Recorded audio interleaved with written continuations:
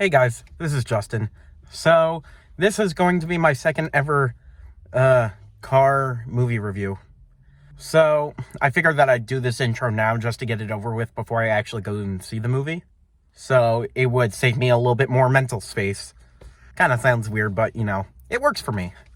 So, I'm gonna go see The Batman, which stars Robert Pattinson, Zoe Kravitz, and Andy Serkis. Those are among the three names that I actually know who are in this movie. And this screening that I'm going to is part of this promotional thing for DC and Warner Brothers, where it's a DC fan event where they have like some extra features that are featured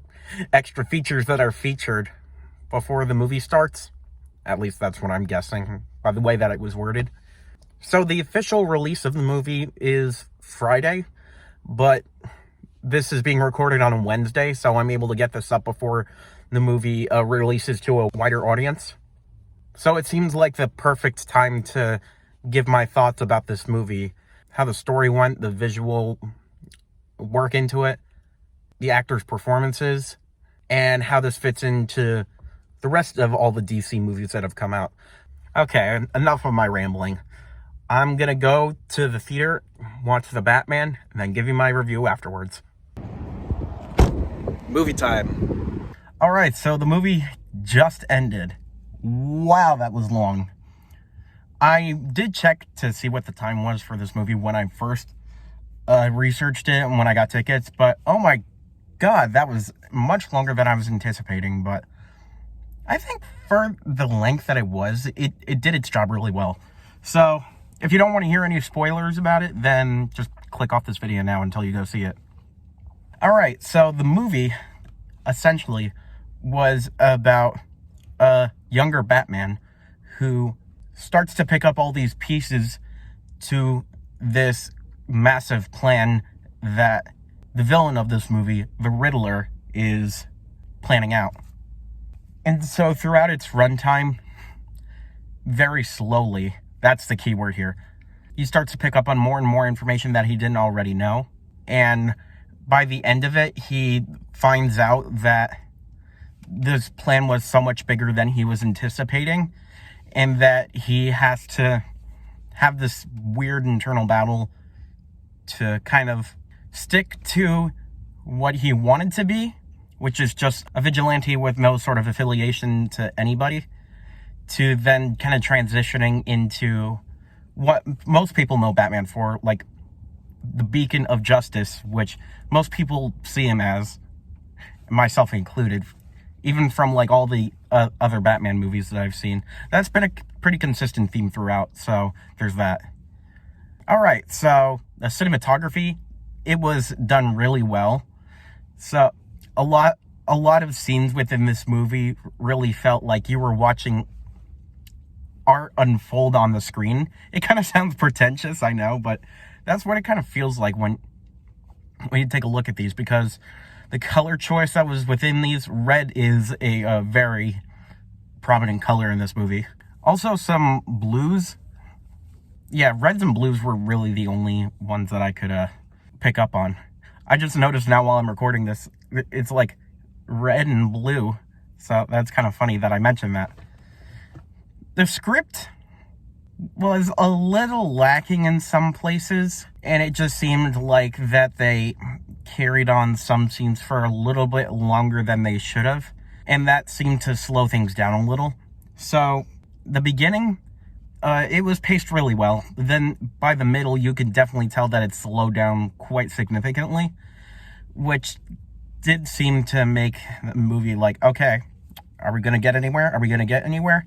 And then by the time it gets to the end, it's like breakneck speed. Like you just got to keep it in there, because if you even blink for just 1 second, then you're just going to miss so much information that folds out. What else? All right, so the performances. Robert Pattinson, he plays Bruce Wayne / Batman pretty well, and you could hardly...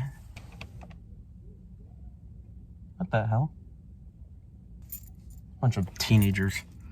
Anyways, the music choice within this movie really did seem to fill into that like gritty crime thriller-esque genre that I'm guessing that this movie was going for.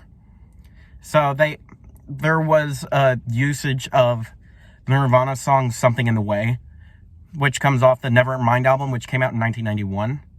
So this movie uses it twice. One towards the beginning, where Bruce Wayne, he's like fully secure within his identity of just being a vigilante with no affiliation to anybody. But then by the end, when it was used, it kind of seemed like he knew that he was changing for the better, but he was still a little bit of afraid of how that was going to plan out.